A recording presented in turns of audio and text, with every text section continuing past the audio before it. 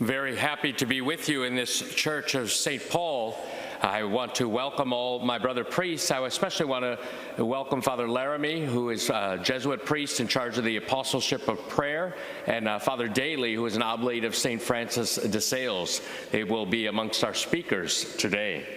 A year ago or so, I remember seeing this Congress advertised on Father Wilson, the pastor here, his Facebook page, and I shared it with all my parishioners as well and encouraged them all to come. It seems strange to be here now as the Bishop of the Diocese of Columbus in this church where I was consecrated as bishop.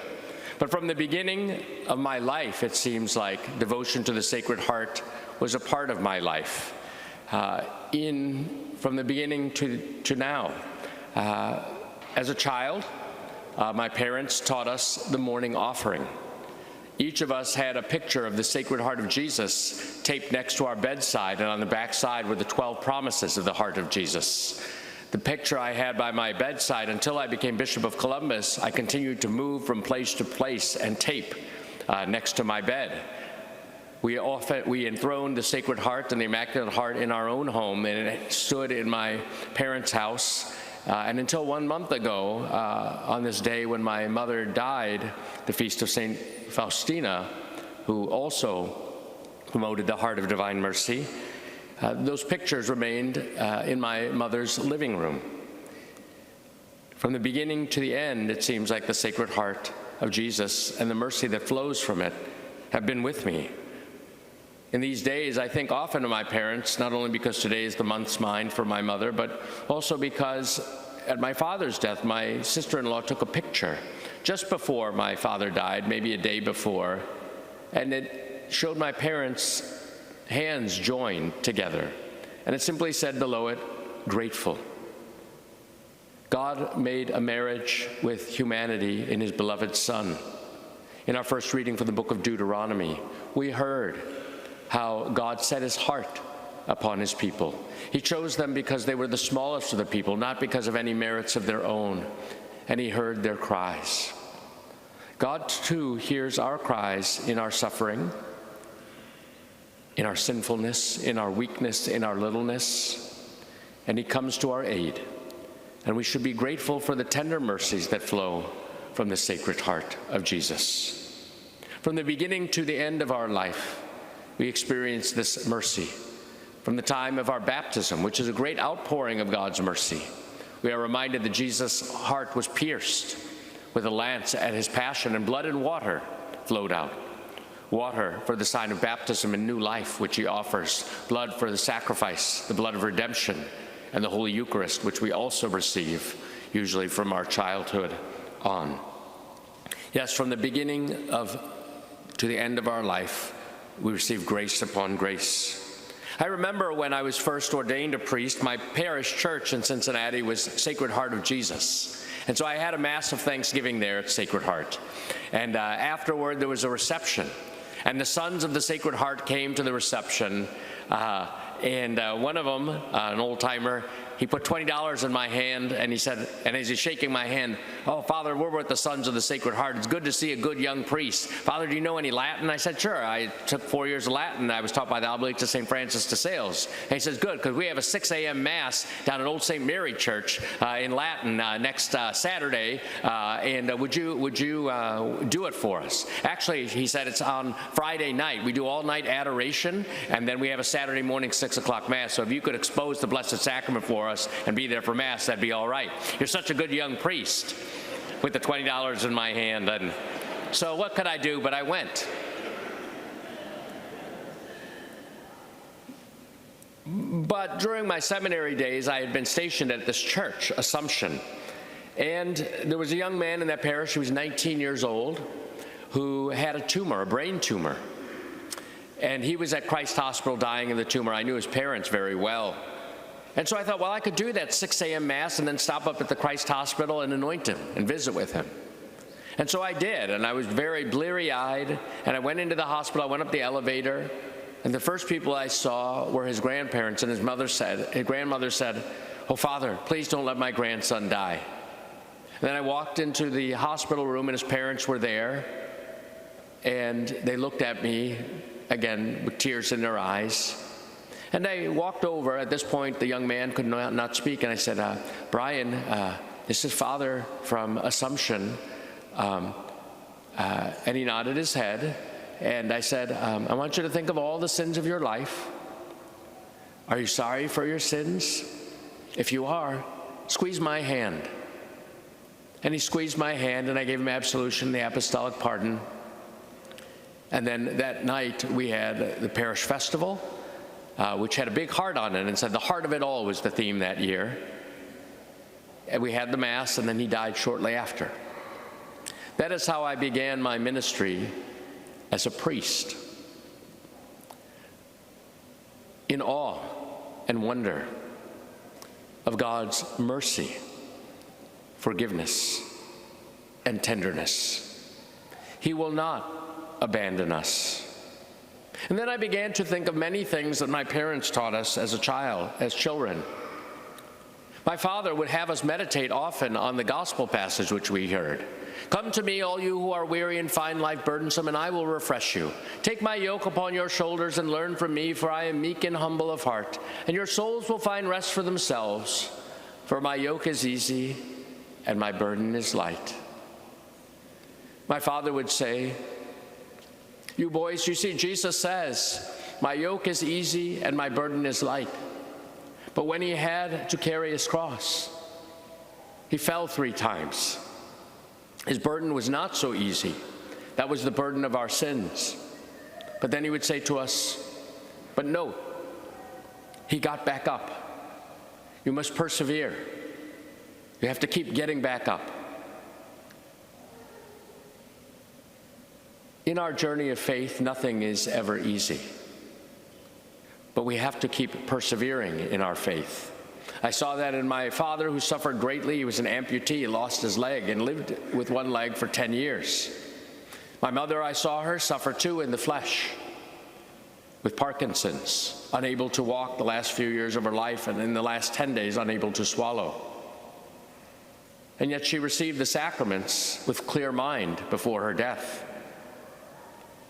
They persevered because they believed that everything Jesus told them, including the promises that he revealed to St. Margaret Mary, were true.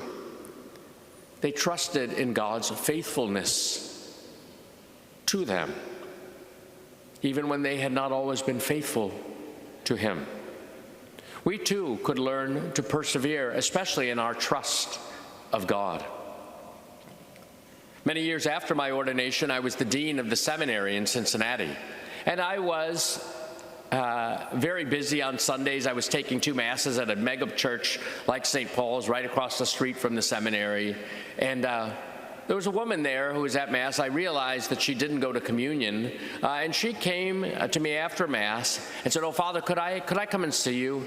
And I said, well, you know, could I come tomorrow? I said, well, my schedule's really full. I have about a half an hour in the evening, maybe an hour, but you have to come after 7:30, trying to make things difficult so she'd just beg off.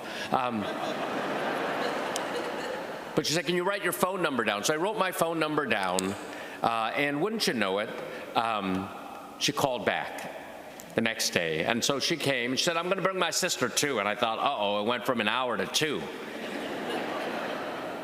But they wanted to talk. She said, well, Father, you're young and you smile a lot. And I don't know how to say this, but I came to Mass for the first time in about 40 years yesterday. And my sister, I told her all about you, and so she's here with me. She said, Father, back around 1968, it wasn't legal or anything, but both of us had abortions. And it was a terrible burden. And I just felt until this weekend I couldn't even go back to church. Jesus in our gospel says, come to me, all you who are weary and find life burdensome, and I will refresh you. And so she began to tell her story about how the man she loved had abandoned her, how she felt she had no choice, and how she carried this terrible shame. And her sister was right next door, and she said, Father, my story is almost exactly the same. And I said, well, look, we have a chapel here. Why don't you come on down to the chapel and we could go to confession. You could go to confession. I said, you can go face to face or behind the screen. And they said, face to face, what's that? And I explained to them how you could go anonymously or behind the screen. And one sister said, well, I'm not doing that. I'm going to do what Mom told me. And the other one said, I'm going to try something new this time. And so we walked down to the chapel, and each of them received the sacrament. And I told them, just wait there in the front row. Afterward, you can receive communion. And one of them said, and I said, you can receive communion on the tongue or in the hand, however you prefer. And they looked at me and said, in the hand, what's that? And then I explained that. And one of them said, well, I think I'll try that. And the other one said, Mom didn't teach us that. I don't think I'll try that. But then I brought them communion, and they had smiles on their faces and tears in their eyes. And they said to me, Mom would be so proud. Come to me, all you who are weary and find life burdensome, and I will give you rest. Mercy flows from the heart of Jesus. The Eucharist is a great gift of generosity, the sacrament of charity. We might carry our burdens for a long time. We might feel a great deal of shame, tremendous pain, but we do not have to carry that burden forever. We must persevere in our journey of faith. For there is no sin that is greater than the love and mercy of God, no weakness that cannot be overcome by the power of God that flows from the heart of his beloved Son. His power is not found in force. We see his true power at Calvary. There, he is stripped of everything. He is stripped of his friends, he is stripped of his clothing, he is stripped of all his relationships, except for that with his mother, who stands faithfully at the foot of the cross. And it's precisely there at the moment of the weakness that he is saving the whole world. Even at the cross, he says to the good thief, my son, you will be with me this day in paradise. How great are the mercies, how powerful the mercy of the heart of Jesus. I was looking back at my calendar, and it was December 6th of 2020. And I remember the day very well. It was St. Nicholas's Day. In the past, I had dressed up as St. Nicholas and put stockings outside people's doors filled with chocolates and things. I used to do this as the dean of the seminary till seminarians started to complain. Oh, we're allergic to nuts. Oh, we're allergic to chocolate. Couldn't Santa bring us something better? I began learning how to play the violin so I could play My Heart Bleeds for You on the world's smallest violin. However, on December 6th, I had Mass. I had Mass for first Saturday of the month, which had been preceded by 2 hours of adoration. I had 3 hours of confession in the afternoon because it was Advent and it was the time of COVID, and we had to distance still. Then I had a vigil Mass. And I was pretty tired. I thought, it's probably time to eat something today. And I went back to the sacristy having had Mass, and I had 5 missed calls, all from the chaplain at the big hospital next door. And I was one of the priests authorized to go into the hospital. So I listened to the message of the chaplain, and they said, oh, there's a man, Greg, and they gave me his last name. And I said, well, I better go. They said he wants confession and communion. I'll go. But I said, I knew a guy by the same name at my pastoral internship parish. I wonder if it's the same guy. This fellow, Greg, had been head of the youth group. He and his wife, Betty, ran the ring toss booth at the festival, and I had helped them with that, trying to get people to buy tickets and waste their money in support of the church. And sure enough, I went into the hospital room, and I said, are you Greg from Assumption? And he got tears in his eyes, and he says, yeah, Earl, I am. He said, oh, I should call you Father now. I said, I haven't seen you in 20 years. I said, but I thought about you every day. And he said, really? And I said, yeah, for ordination, you and Betty gave me those 19th century pictures of the Sacred Heart of Jesus and the Immaculate Heart of Mary.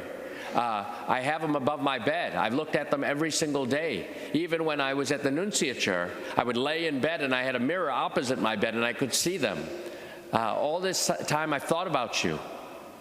I had heard that he and Betty had divorced. I had heard that Greg had not been faithful to his marriage, that he had abandoned her and her son, and that he had remarried. And he looked at me and he immediately began to cry. And he said, Father, I haven't been the same person. I did this and I did this and I did this. He said, and then my second wife died. And I got so mad at God, and he said, I don't know why she died. I don't know why all this happened. And he had diabetes. And he said, and then I lost my legs. And I said, you know, the reading tonight was from Isaiah. And it said, comfort, comfort my people. And so God sent a priest to comfort you with his sacraments. And Jesus' heart is full of comfort and mercy. So why don't we celebrate the sacraments? And so he confessed his sins and received Holy Communion. And as he received communion again, the same reaction as the two women. He got tears in his eyes and a big smile on his face. And then I asked him a few questions about how his son Alex was doing, and he was almost 21. And I was about to leave, and I said, well, I'll stop back in the morning. I'll check in on you. I'll make sure the chaplain knows to bring you communion, and I'll get you on the list. And he says, well, Father, do you have a rosary? And my mother always used to say, carry a rosary in your pocket. But I forgot mine that day. But I said, I know where I can get one. On the second floor in the chapel, they have a box of rosaries. I'll go get one. He says, good, because I like to pray the rosary as I go to bed. And I usually have a miraculous medal or a medal of the Immaculate Heart on it, and I like to hold that in my hand when I go to bed. And so I went and I got him a rosary, and I put it in his hand, and he smiled and says, I'll see you tomorrow, Father. I'll see you tomorrow. Well, the next morning, I had a 6:30 morning Mass, and so I was telling people this story. I changed my homily. I was telling people this great story of God's mercy. Comfort, comfort my people. And I told it again at 8:30 Mass.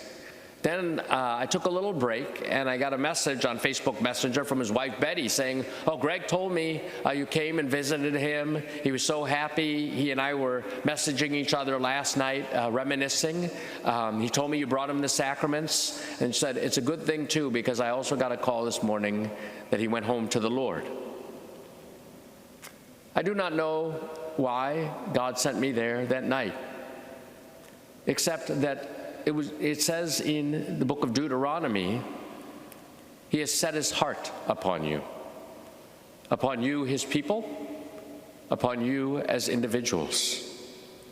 He does not forget you. He loves you. You belong to him. And he will do anything to save you. And he will go anywhere to save you. And he will send the poorest of priests to your bedside if you honor his heart. He's full of the treasures, of the riches and knowledge of God. Many years ago, I did a retreat with a Jesuit father, Karl Mayle. He wrote a book on the Sacred Heart of Jesus, and he looked at all the Wednesday audience of Pope John Paul II and how he would talk about the heart of divine mercy and how the Sacred Heart of Jesus, and how these two were really one and the same hearts.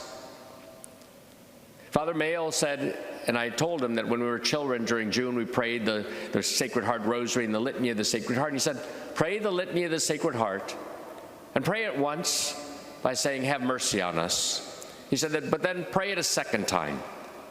And instead of saying, have mercy on us, say, show us the joy and delight of your heart. Perhaps this morning, that might be our prayer. O most Sacred Heart of Jesus, show us the joy and delight of your heart.